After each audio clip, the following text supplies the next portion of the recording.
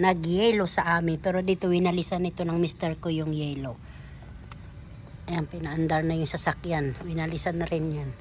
Pero may nagwo-walking pa rin oh, kasi may aso.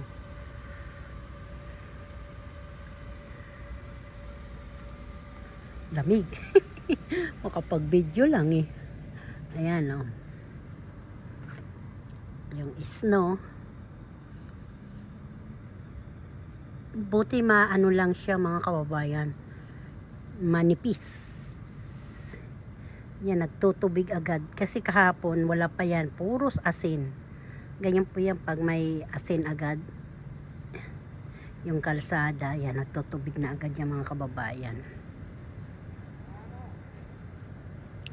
Lamig-lamig. Di ko matiisa. Yan yung doggy, oh. Ang cute, oh.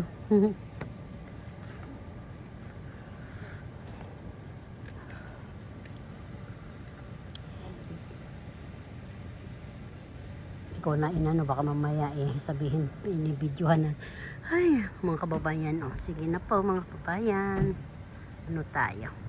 Lamig-lamig, di ko na kaya. Yan yung yelo. Mga kasimple, ito na po yung linaga kong pata.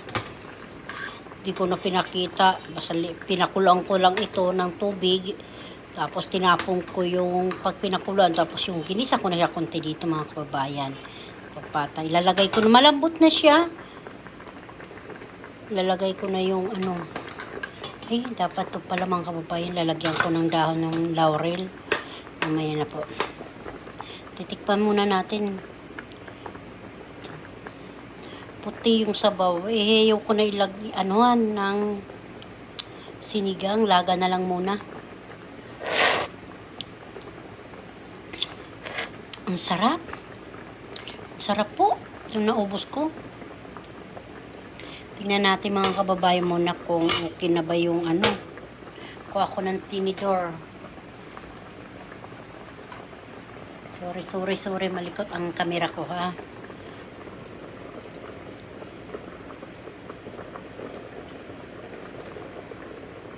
Ito. Sarap sana ito sa munggo kaso walang munggo ako dito sa bahay. Inaga ko na lang. Parang matigas pa. May ako na ilagay yung gulay. Ito yung gulay ko, repolyo lang sa dahon sibuyas. Mga kasimple, ito na po yung ko linagang pata. Linagyan ko ng mustasa sa repolyo para maraming gulay. Malambot na yan, oh. Malambot na. Konting sabaw lang mga kababayan.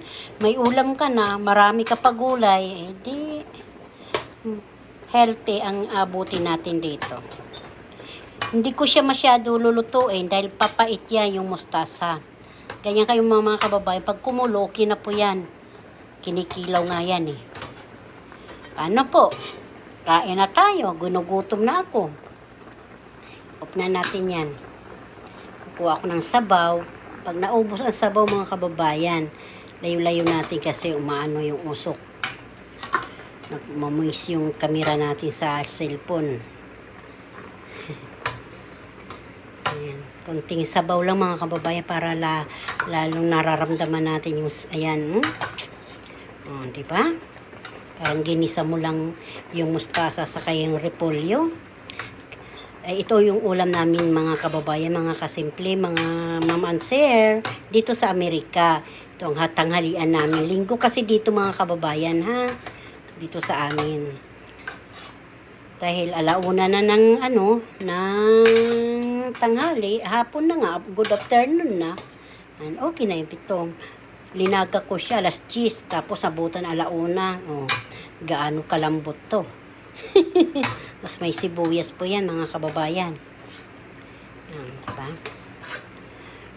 Pag wala tayo baka, pwede po yung mga tira-tira na buto-buto. Ilaga mo, ganyan. Lagyan ng konting repolyo. Kung anong gulay dyan sa inyo, pwede po yung mga kababayan. Importante may gulay tayo.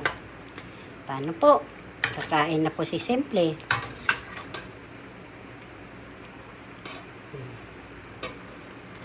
Kung ipapaksiwin naman natin yan, walang sabaw, di ba? Tuyo lang. Eh di, gumawa tayo ng parang para may sabaw. Bulalo na siya. Bulalong pork. Ito ang aming ulam ngayon naman ng pang-upload ko na ito mga kababayan. Aba, ayan na. Oh, di ba? Ang ganda, oh. Tapos may patis po na may kalamansi at saka sele. Okay na po yan.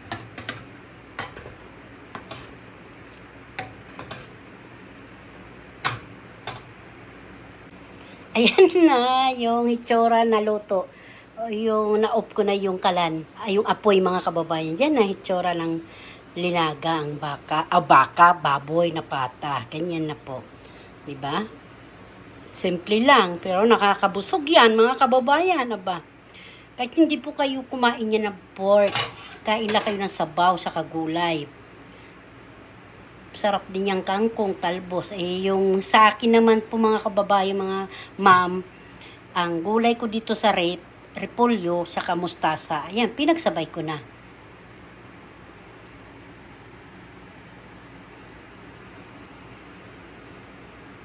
Di ba nakikita? Ayan.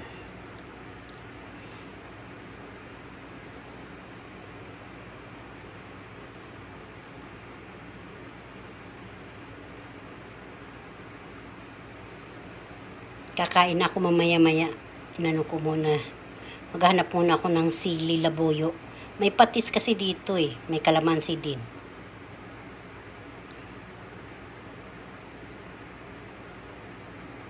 Nanginginig na yung kamay ko kay malikot yung kamera.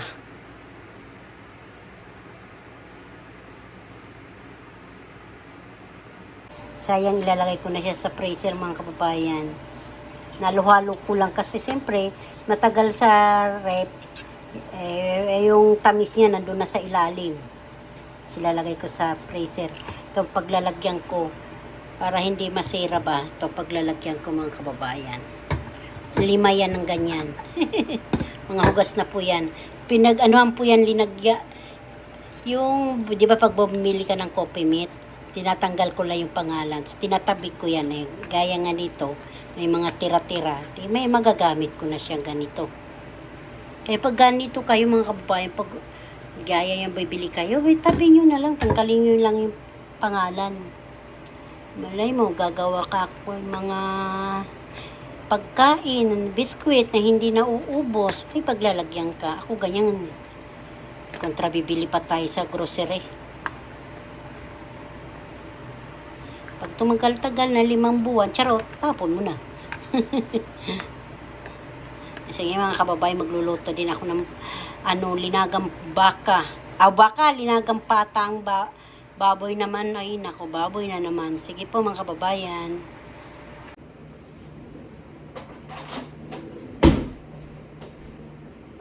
Kain tayo mga kababayan. Nanginginig na po ako ng gutom. Panlinagang pata. Unahin ko gulay. Sarap ng gulay. Ito yung sili.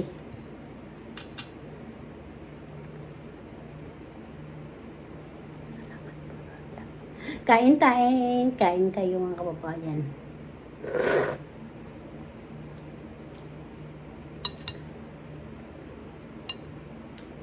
Sarap. Simple lang. Ulam na. Sarap. Kain. Kain. Di ba nakikita yung aking Ay, nako. Mababaw kasi yung pinaglalagyan.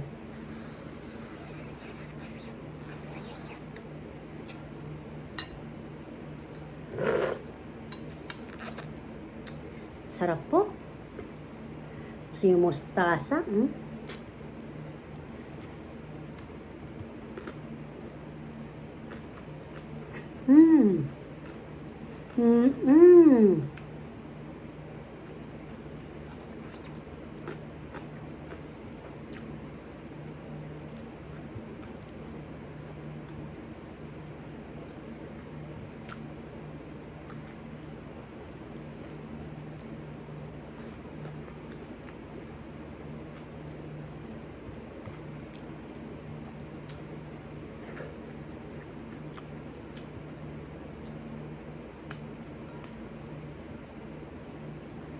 Kain tayo lahat dyan, mga ma'am and sir. Kain po tayo, mga kababayan ko.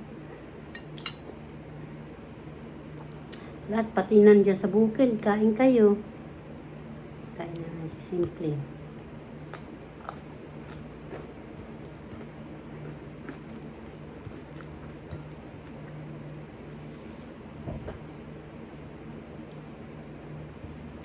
Ito mga kababayan, brown rice na naman yung kanin ko ha.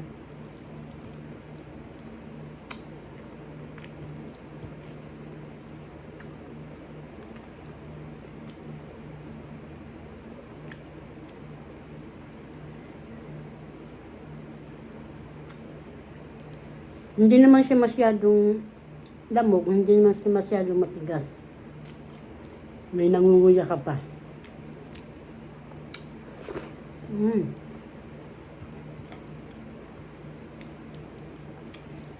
Sobrang mangang na pala yung selling, ano?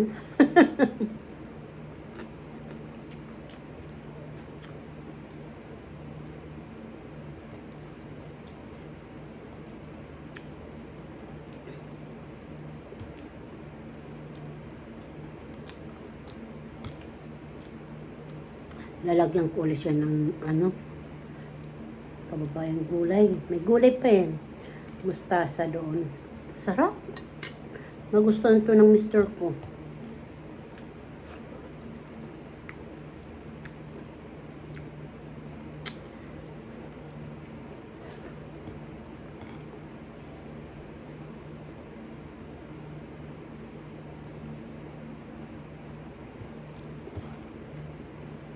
Mayong mo yung ano, mustasa. Ang sarap, malutong sa bibig.